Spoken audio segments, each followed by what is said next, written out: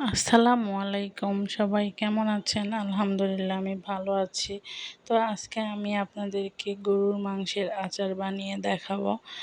তো আচার বানানোর জন্য আমি হাড় চর্বি ছাড়া মাংস ১ কেজি পরিমাণ মাংস নিয়েছি, পরিষ্কার করে একদম পানি ঝরিয়ে নিয়েছি। তো এখানে আমি আদা রসুন বাটা দিয়ে দিলাম।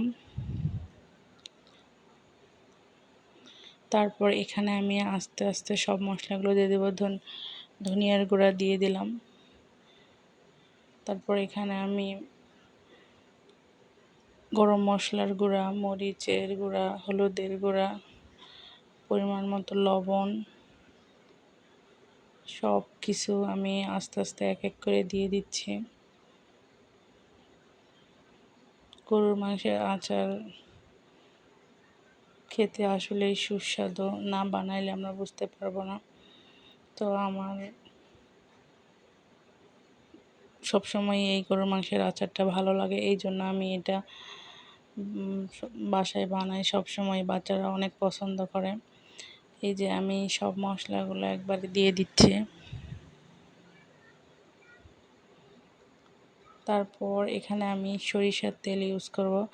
আমরা মাংস রান্নার সময় যে তেল ইউজ করি তার অর্ধেক তেল এখানে আমরা ইউজ করব, কারণ এখানে পরে আবার আমরা তেল যোগ করব।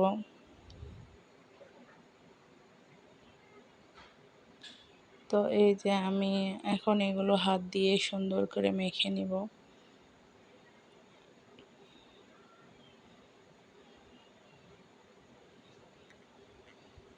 একটু সময় ধরে মেখে নিব, তাহলে সব মশলাগুলো মাংসে গায়ে ভালো করে লাগবে। তাছাড়া তো ভালো করে মাংস যদি সব মাংসের গায়ে না লাগে তাহলে খেতে ভালো লাগবে না।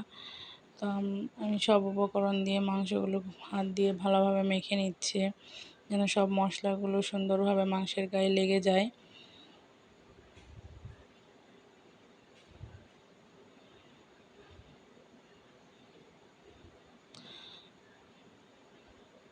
তারপর এটা মাখানো হয়ে গেলে এখানে আমি পানি দিব রান্নার জন্য। আমরা অবশ্যই পেঁয়াজ অ্যাড করব না, যেহেতু এটা মাংসের আচার। আমরা সবসময় পেঁয়াজটাকে এখানে অ্যাভয়েড করছি। এখানে পরিমাণ মতো সিদ্ধ হওয়ার জন্য আমরা পানি দিব। পানি দিয়ে মাংসটা সুন্দর করে কষায়ে সিদ্ধ করে নেব। এই যে এখানে আমি হাত দিয়ে সুন্দর করে পানিটা এখানে দিয়ে দিচ্ছি। তো পানি দিয়ে তারপর আমি অবশ্য কিছুক্ষণ রেখে দিয়েছিলাম মাংসটা। তারপর আমি মিডিয়াম আঁচে চুলায় বসিয়ে দিয়েছিলাম। তো মাংসর পানি অনেকটা কমে এসেছে, তবে আমার মাংস সিদ্ধ হয়েছিল না ওই পানিতে। তো পরে আমি আবার একটু পানি অ্যাড করে দিয়েছিলাম। আমাদেরকে দেখতে হবে যে মাংসটা সিদ্ধ হচ্ছে কি না। তারপরে যে আমার মাংসগুলো সিদ্ধ হয়ে গিয়েছে।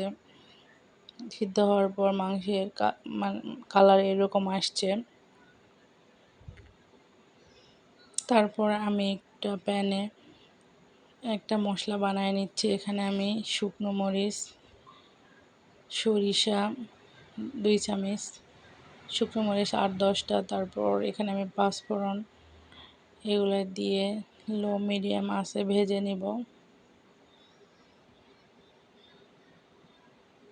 যেহেতু এটা আচারের মাংস, সেহেতু আচারের একটা ফ্লেভার আসতেই হবে। তারপর এখানে আমি 1 চামচ আস্ত ধনিয়া অ্যাড করেছিলাম। ভাজা শেষ হয়ে গিয়েছে, এটা আমি এখন ব্লেন্ডারে করে গুঁড়া করে নিয়েছি। এটা আমি পরে মাংসের সাথে যোগ করে দেবো। তারপর এখানে আমি সরিষার তেল নিয়ে নিচ্ছি।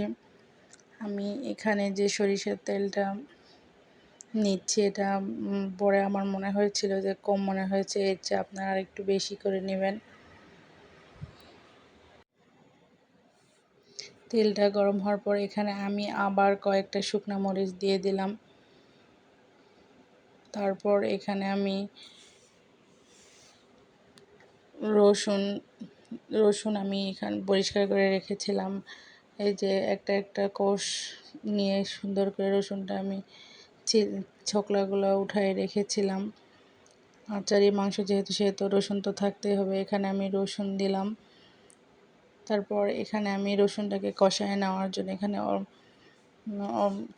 1 চামচের 4 ভাগের 1 ভাগ হলুদ গুঁড়ো, তারপর শুকনা মরিচের গুঁড়ো আর একটু লবণ দিয়ে তারপর এখানে আমি সাদা এলাচ, দারচিনি এগুলো দিয়ে কষায় নেব। তবে আমার ভিডিওতে দারচিনি এলাচ দেওয়ার ছবি আসে না, কারণ এটা আমি মানে ক্যামেরা বন্ধ ছিল তখন যখন আমি দিয়েছিলাম।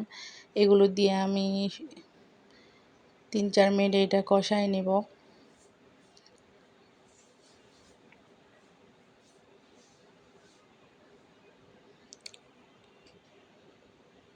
কষায় নেওয়ার পর আমি যে মাংসগুলো রেখেছিলাম সেই মাংসগুলো দিয়ে কিছুক্ষণ আবার কষায় নেব। যেহেতু এগুলো একদম কাঁচা রসুন সেহেতু একটু কষায় নিতে হবে মাংসের সাথে, ইয়ে তেলের মধ্যে কষায় নিতে হবে মশলাগুলো দিয়ে। তাছাড়া তো এগুলো গন্ধ হয়ে যাবে রসুনগুলো, যেহেতু এটা আচার বেশ কিছুদিন রেখে খাওয়া যাবে। তো তারপরে আমি গরুর মাংসগুলো যেগুলো আমি রান্না করে রেখেছিলাম সেগুলো এখানে দিলাম, দিয়ে এখানে সুন্দর করে লো মিডিয়াম আছে আমি কষায় নিচ্ছি। মাংস রান্না তো হয়েই গেছে, কিন্তু তারপর আচারের একটা ফ্লেভার আসার জন্য যা যা আর কি দিতে হয় সেগুলো তো আপনাদেরকে দেখিয়ে দিলাম। তারপরে আমি যে মশলাটা বানিয়েছিলাম সেই মশলাটা আমি এখানে দিয়ে দিব। এখন আমি এখানে একটু লেবুর রস দিয়ে দিলাম, একটু হালকা টক একটা ফ্লেভার আসার জন্য।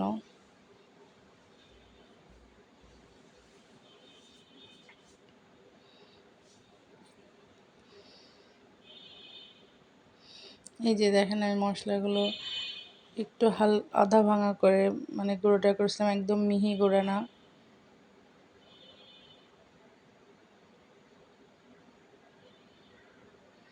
এই যে মশলাগুলো আমি সুন্দর করে অ্যাড করে কষে নিয়ে লাস্ট পর্যন্ত আমার আচারের মানে চেহারাটা এইরকম এসেছে, কিন্তু আমার কাছে মনে হয়েছে এখানে তেলের পরিমাণটা অনেক কম। এই যে মাংসটা আমি এই যে দেখাচ্ছি কত পরিমাণ নরম এবং জুসি হয়েছে, আর খেতেও কিন্তু অনেক সুস্বাদু। যাই হোক, আমার কাছে মনে হয়েছে তেলটা অনেক কম, যেহেতু এটা আমি বয়ামে সুন্দর করে রেখে দিব। তো তারপরে আমি আবার তেল গরম করে সেই তেলটাকে সেই তেলে এই মাংসগুলো দিয়ে কিছুক্ষণ জ্বালায় নিয়ে তারপরে এই যে এরকম একটা লুক এসেছে, এটাই কিন্তু আচারের আসল লুক। তো সবাই চেষ্টা করবেন যে তেল একটু বেশি পরিমাণে দিতে, আমার মতো ভুল কেউ করবেন না। সবাই ভালো থাকবেন।